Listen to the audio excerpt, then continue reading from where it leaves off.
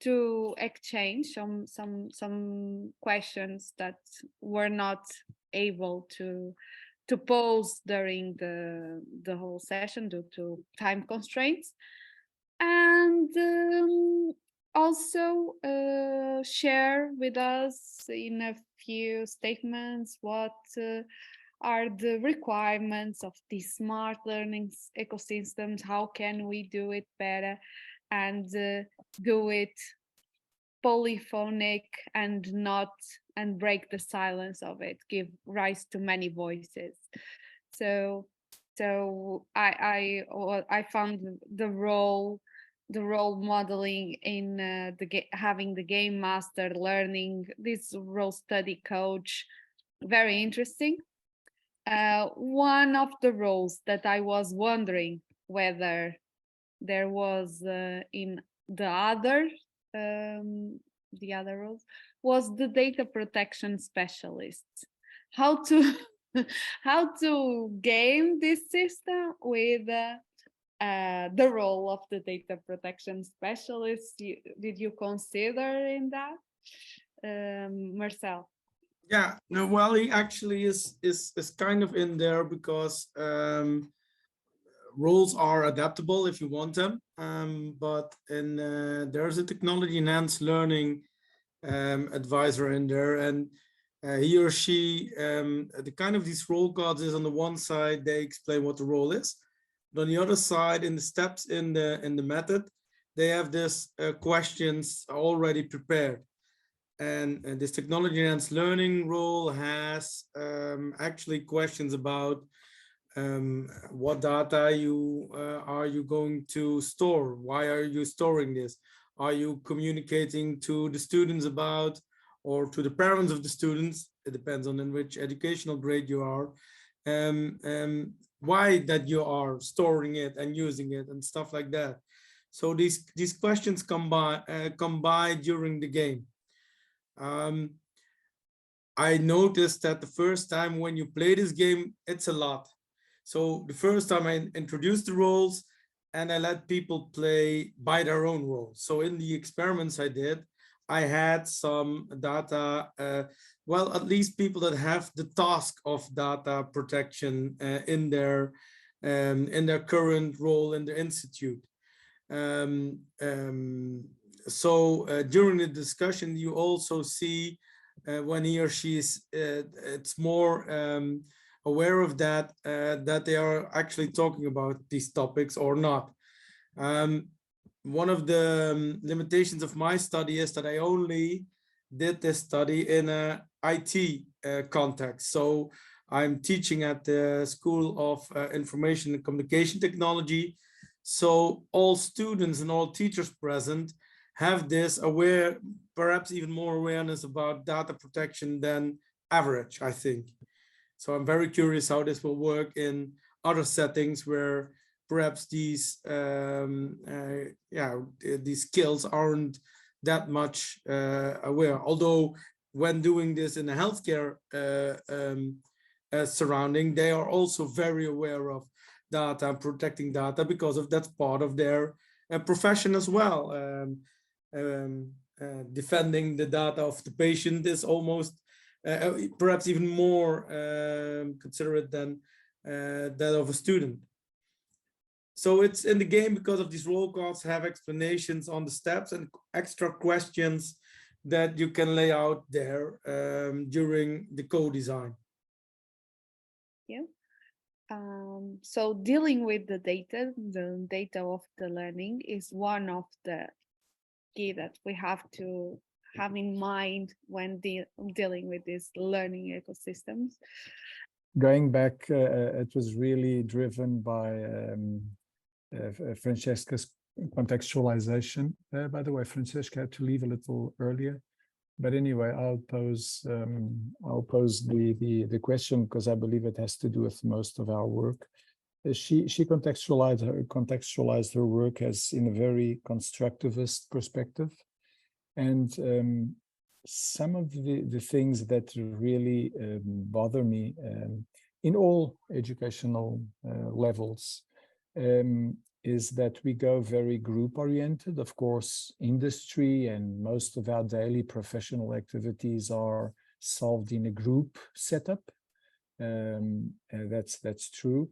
But much of our singularities, just to mention two very relevant singularities that come out of an individual approach, is talent, for example, and leadership, something that's worked on very specific singularities of individuals, of each person. And it's amazing how we kind of losing that out. There's a lot of this worrying, but when it gets even to assessment or other activities, we don't notice. And of course, I'm into this perspective also, okay? I'm not putting any kind of stake here that I'm out of the constructivist or even social constructivist approach. That's not the issue I'm trying to share with you.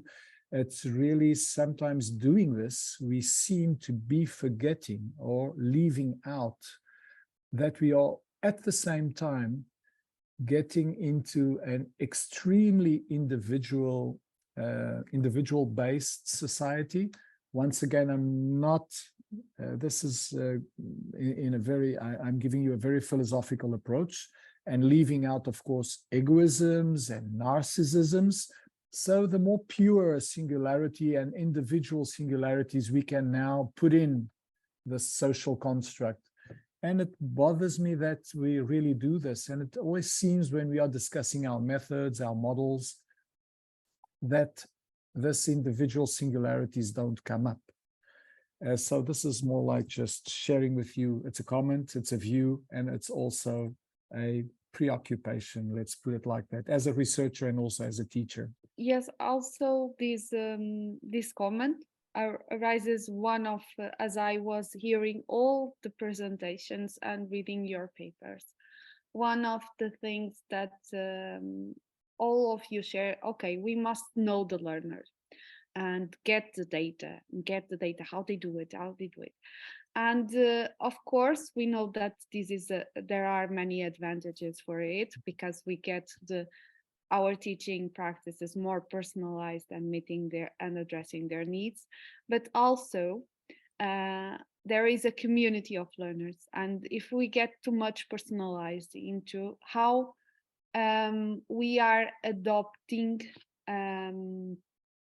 some ghettos and not giving covering the whole community that we have in our room.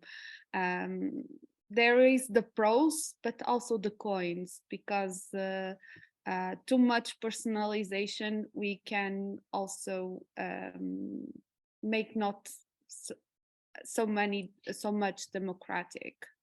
We can address this personalization, but also we have to be aware of to focusing in one instance and not meeting the whole community. So I guess that is some of the challenges that you have to pose in order to get the balance. I don't know if you how much data we collect from these and what's the impact on our decisions and practices as well. Well, if I can comment. Yeah, sure. I don't think that in real life we are collecting a lot of data, frankly speaking, because learning analytics, for example, is a well-developed domain for researchers. But as far as the educational settings, learning ecosystem at school level or university level, actually we do not collect data. Everything is done on an individual basis by teachers following their own model. I mean, so I don't think that there is this danger at the present. Actually, I also do not think that we have an extreme personalization. Indeed, we are trying to, for example, in my practice, I'm trying to more than personalize, let's say, to personalize at the group level the didactics in order to try to favorite the propensity of the student. But again, I do not think a lot of personalization. What I see in a school, not a university level, but in a school, is a very strong propensity to integrate. And this usually provides a degree of the general level of the quality of learning, because the common denominator are the people that have much more difficulties than the others. Yes. So the excellence are not cured at all, or it's very difficult. So, I mean, indeed, this is a big problem. I think that the personalization should be taken to solve this problem in order to integrate, but at the same time not to exclude the excellence, because in this period we are excluding excellences.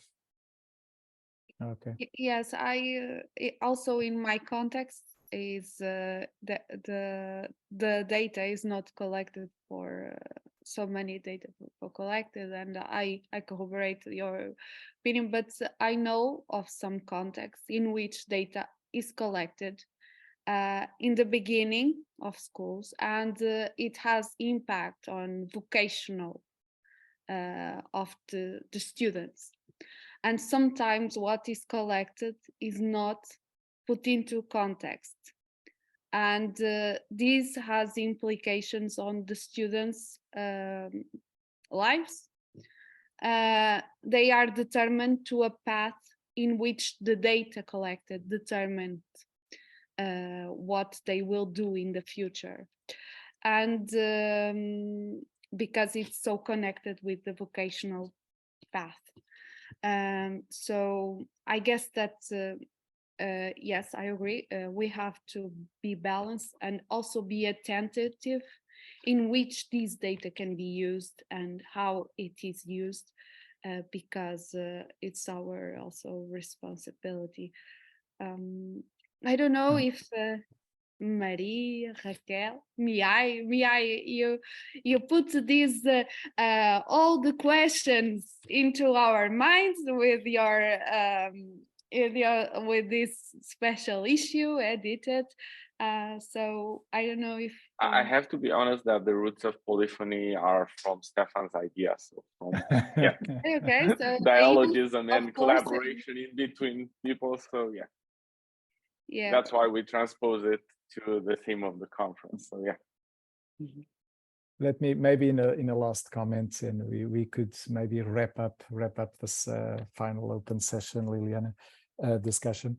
The question that I put up to Raquel, and also get her back a contribution from myself.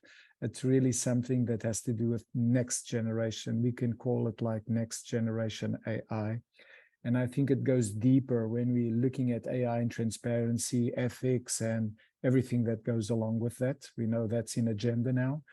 And I believe that the next generation AI, what we do know now is models are extremely optimized. So our colleagues from computer science, computation, parallel computation, we now have the computation power to do marvelous things. And with those extremely well optimized AI models, we have language models, generative models, we have a lot of things that are out there now to be used.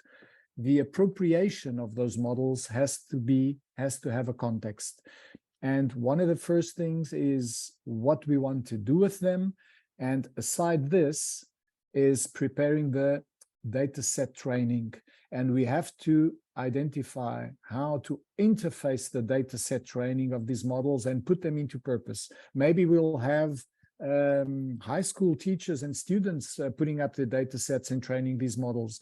We are speaking of thousands and thousands of data of instances to train them. But if we want to really handle this to the communities, to the specific contexts, the next generation AI, we're going to really have to develop interface to really put in the correct data sets. And while doing it, that's the first instance of transparency.